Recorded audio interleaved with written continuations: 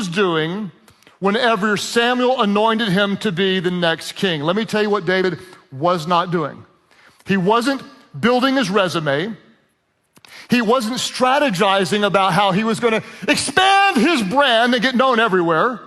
He wasn't trying to get noticed. He wasn't trying to get discovered. What was he doing? He was simply taking care of the sheep. That's what he was doing. He was serving his purpose, taking care of sheep. In fact, this is what Scripture says in Psalm 78, verse 70, that God chose his servant David, calling him from the sheep pens. Some of you are trying to get in the spotlight when you should be in the sheep pens doing what God created you to do. Where was David when God called him to his purpose?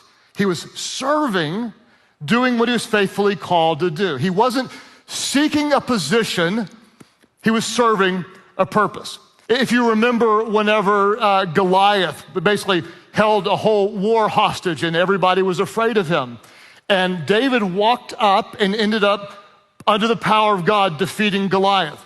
Why do you think God chose David in that moment? Again, little David was just like probably a teenage boy who was bringing Lunchables to the warriors on the front line. He was the guy who was faithfully doing what he was asked to do. He was serving when God chose him for that moment. He wasn't hoping for his big break. He was faithfully serving. What did David do? David served God's purpose. He served God's purpose in his generation. I hope you'll feel this. You may feel locked down in quarantine, but your purpose is not for you. Your purpose is God's purpose. And you don't find your purpose, you serve God's purpose.